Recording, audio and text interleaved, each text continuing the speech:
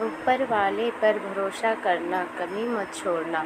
एक आश्रम में साधु महाराज रहते थे। वे भिक्षा मांगकर अपना जीवन यापन करते थे।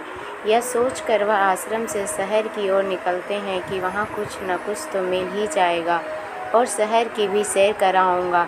वह साधु महाराज भगवान का नाम लेते हुए शहर की ओर निकल जाते हैं।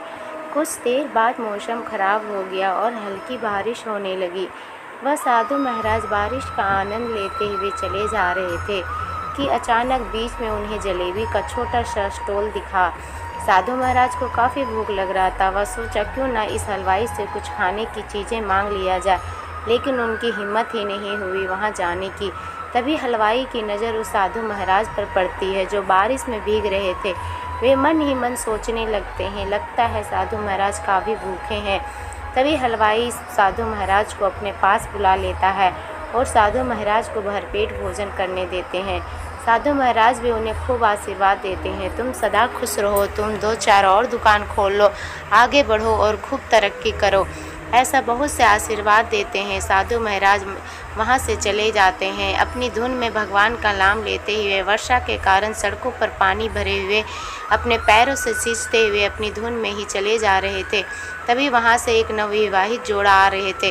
तभी महिला की साड़ी पर पानी की बूंदें चली जाती है, जिससे उसके पति साधु महाराज से गुस्सा हो जाता है और साधु महाराज को खूब गालियाँ देने लगता है। साधु महाराज को एक जोर से थप्पड़ भी लगा देता है। महिला अपने पति से कहती है, छोड़ो ना, अब गलती से हो गया होगा, यह साड़ी धोने के बाद ठीक हो जाएगी। फिर भी उसके पति ने नहीं माने और साधु महाराज से उलझ रहा।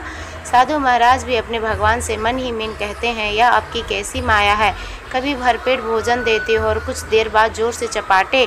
नवविवाहित जोड़ा अपने घर चले जाते हैं। वे दोनों सीढ़ियों से ऊपर कमरे में जाने के लिए चढ़ते हैं कि अचानक उस लड़के का पैर वर्षा के पानी में गिल्ले होने के कारण फिसल कर नीचे गिर जाता है। वे लहूलुहान हो जाता है और तुरंत ही बेहोश हो जाता है। सभी लोग वहाँ इकट्ठे हो जाते हैं। तभी उसकी पत्नी पहले हुई सभी घटना के बारे में बताने लगती है और कहती है, जरूर उस साधु महाराज ने कोई श्राप दिया होगा जिससे मेरे पति नीचे गिर गया है। अब वह इकट्ठे कुछ लड़के गुस्से में उस साधु महाराज को ढूंढने के लिए निकल पड़ता है। जैसे ही वे सभी लड़के साधु महाराज को देखते हैं, उसे मारने लगते हैं। साधु महाराज पूछते हैं, मुझे क्यों मार रहे हो भाई? फिर उन लड़कों ने सारी बात बताते और कहते हैं, जरूर तुमने मेरे मित्र को श्राप दिया होगा जिससे वे सीढ़ियों से ऊपर चढ़ते वक्त नीचे गिर गया।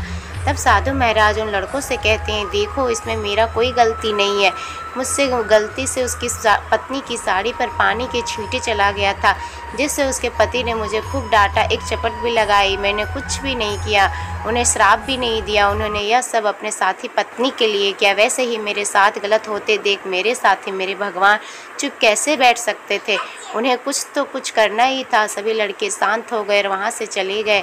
साधु महाराज भी अपने भगवान का नाम लेते हुए उनका गुणगान करते हुए आगे की ओर चले गए। राधे राधे, हरि बोल। अगर ये कहानी आपको अच्छी लगे तो चैनल को लाइक एंड सब्सक्राइब करें। धन्यवाद।